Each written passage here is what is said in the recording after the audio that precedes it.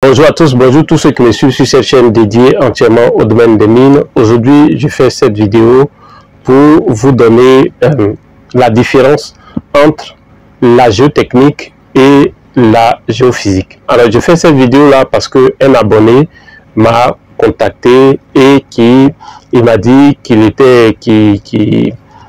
avait un projet et qu'il souhaiterait faire une étude géotechnique. Et bon, il demandait comment est-ce qu'on fait, disons, le plan d'exploitation et l'étude géotechnique. Donc, quand il m'a dit ça, il parle de plan d'exploitation, plan d'étude géotechnique, il dit, bon, ok, concrètement, quel est votre objectif? Il dit, non, il veut faire l'étude géotechnique pour identifier la quantité d'or. J'ai dit, mais, je lui ai dit, écoutez, la géotechnique n'a pas pour rôle d'identifier la quantité d'or.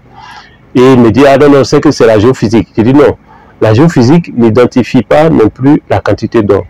Mais ce qu'il a voulu savoir, il cherche plutôt à identifier la minéralisation. Alors, donc, ce qui m'a amené à faire cette vidéo, pour faire la différence entre la géotechnique et la géophysique.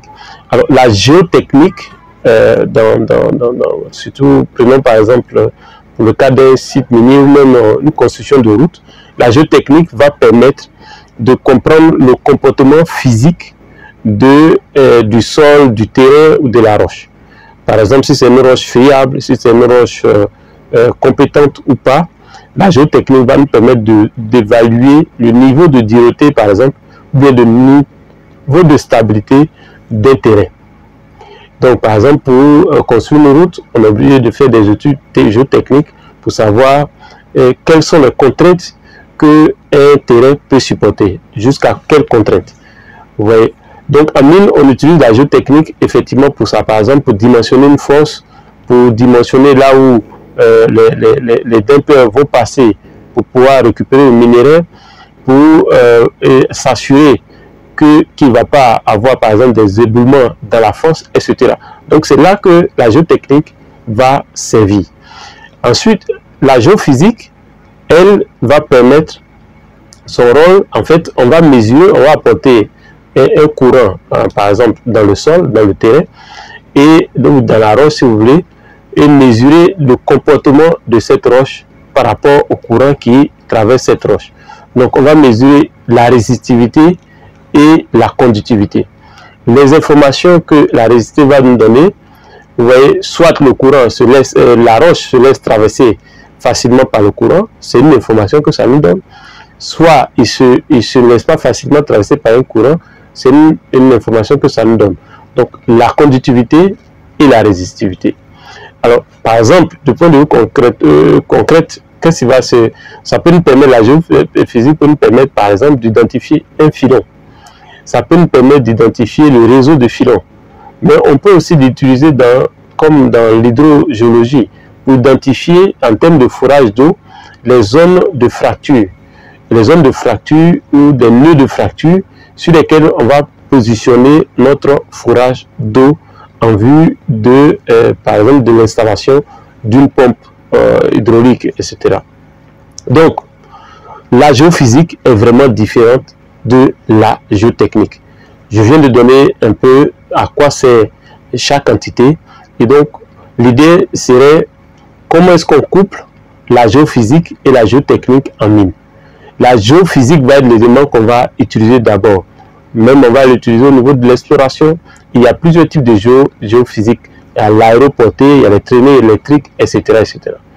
Par contre, la géotechnique, quand le projet, au fur et à mesure, commence à avancer, on va étudier la compétence de la roche pour pouvoir planifier les futurs dimensionnements ou pouvoir planifier les cas de dynamitage, à quel moment on va faire des dynamitages, etc. Donc, si cette vidéo vous a plu, sachez que nous avons ouvert les inscriptions à l'Académie des mines. Donc, c'est le moment de vous inscrire pour participer à notre programme de formation des explorateurs. On a un programme, c'est une formation complète en matière d'exploration. On part depuis le choix de permis, jusqu'à la demande, en passant par les mécanismes d'exploration, les méthodes d'exploration. À la fin de cette formation, vous devez être capable de diriger une équipe d'exploration, de diriger un programme d'exploration. Donc, vous aurez l'aspect catho, géochimie, tranchée, les aspects fourrage, donc depuis la hauteur jusqu'en passant par le corps jusqu'au RCDD, on en parlera. Et c'est une formation complète qui dure 6 mois et qui coûte 850 000. 6 mois de formation, 850 000 que vous payez par tranche. Vous payez par tranche et vous avez la possibilité d'échelonner, donc d'étaler ce paiement sur les 6 mois. À la fin de 6 mois, il y a une évaluation suivie des rapports que vous allez, d'un projet sur lequel vous allez travailler, donc un programme, et vous allez produire un rapport, présenter votre rapport et aussi à la suite de ça obtenir un certificat. Si cette formation vous intéresse, regardez dans la description, il y a le numéro WhatsApp. Vous n'avez qu'à juste nous envoyer, nous contacter par WhatsApp au plus 225 07 59 42 17 05 en nous donnant votre nom, votre prénom, votre numéro de téléphone et votre email et nous dire si vous êtes intéressé par la formation en exploration minière, de sorte à ce que nous puissions vous donner les détails et que vous vous inscrivez pour débuter la formation qui va commencer début juillet. Merci et à la prochaine vidéo.